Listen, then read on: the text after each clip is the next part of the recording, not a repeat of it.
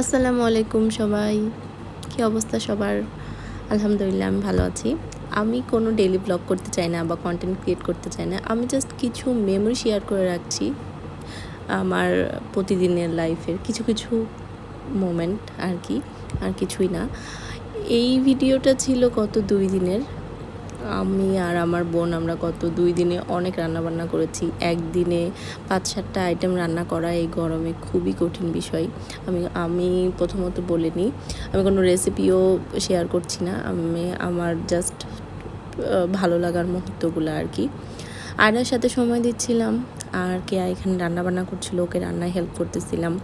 এমনিতেই মাশাআল্লাহ কেয়া অনেক ভালো রান্না করে, আর সেটা সবাই জানে যারা যারা কেয়ার সাথে কেয়া রান্না খাইছে আর কি। আর আমি খুব চেষ্টা করি আয়রার সাথে সময় দেওয়ার। আমার ওর ছোটো ছোটো কথাবার্তাগুলো খুব ভালো লাগে, এত মিষ্টি মিষ্টি মোমেন্ট।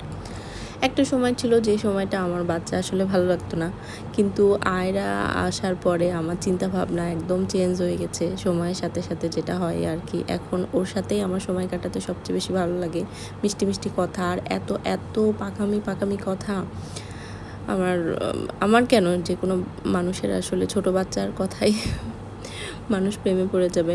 এখানে আমরা রান্না করতেছিলাম আর মাঝে মাঝে আয়রার সাথে একটু ছাদে আসতেছিলাম এই রোদ গরমে, তারপরেও ভালো লাগছিল। কেয়া আসলে রান্না করতেছিল, ছাদেও রান্না করেছে, আবার রুমেও রান্না করেছে। তো রান্নার সময় আমিও চেষ্টা করেছি, নিজের জায়গা থেকে সর্বোচ্চ চেষ্টা করেছি রান্নাতে হেল্প করার। আসলে একা রান্না করা যায় না, আর সেটা যদি অনেকগুলো আইটেম হয়, অনেকগুলো মানুষের। এইটা মূলত ছোটোখাটো একটা প্রোগ্রাম আর কি, তেমন কোনো কিছু না। সবাই একসাথে গেট টুগেদার টাইপের প্রোগ্রাম ছিল, আর সেটার জন্যেই এই রান্নাবান্নার আয়োজনগুলো ছিল। এমনিতেই তো আগেই বলেছি কি রান্নাতে এক্সপার্ট, আমি ওর সাথে থেকে রান্নাগুলো শিখতেছিলাম। এটা ছিল চিকেন মাঞ্চুরি, আর চিকেন মাঞ্চুরি তো কেয়া সবসময় বেস্ট বানাতে পারে। আর বাকি আইটেমগুলোও খুব অসাধারণ হয়েছিল। আর গরুর মাংস হয় যদি মাটির চুলায়, তাহলে তো আর তো কোনো কথাই নাই। আর এরকম পেঁয়াজ বেরেস্তা যদি দেওয়া হয়, সেই রান্নার স্বাদ এমনিতেই দ্বিগুণ হয়ে যায়। কেয়া রান্না করতেছিল, ছাদে রান্না করছিল, আমি রান্নার আশেপাশে ছিলাম সব সময়।